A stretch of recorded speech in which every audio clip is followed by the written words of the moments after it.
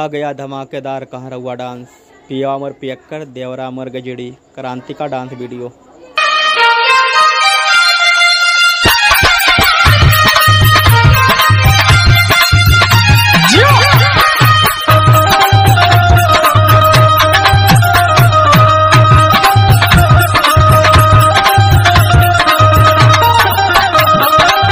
अरे सखी का हो सखी? अरे अपने घरे गए लालू तनी घर का हाल चाल बताइबू। जा सखी का तो उससे बताई हम तो 15 दिन में वो भी आए गेली अपने घरे। काय हो का भाई?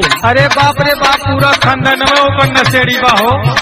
अच्छा और का सुना सुनावा। हे पियवा हमर पियक्कर बा देवरवा हमर गाजेरी।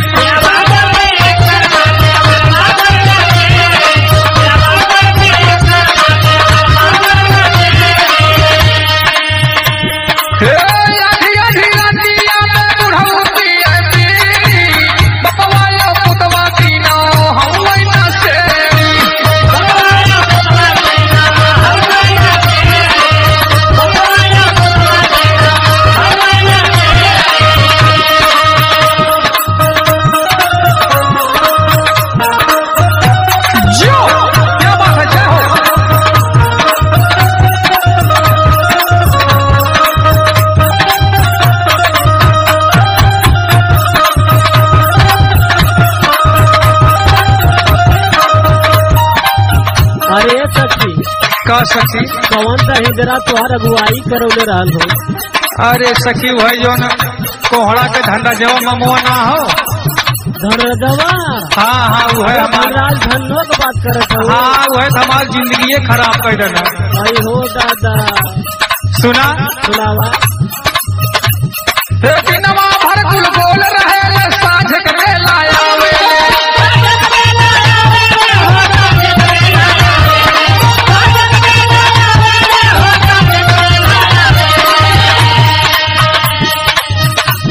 हे 12 बजे ले सुनबरी संगिया हल्ला रोज बचावल।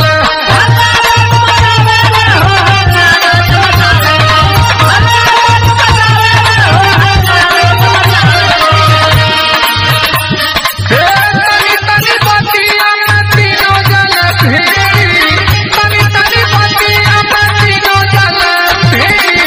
पियवा बंदी अक्कड़ बाते वरवा हमर गाजेरी।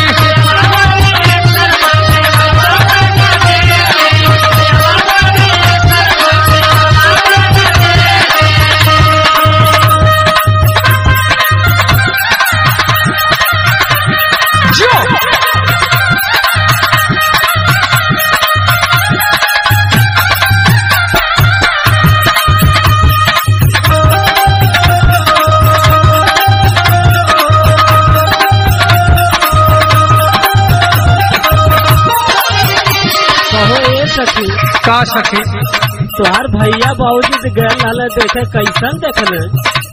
अरे का बताई सखी, देखा मन के बात के केहू ना जानत हो।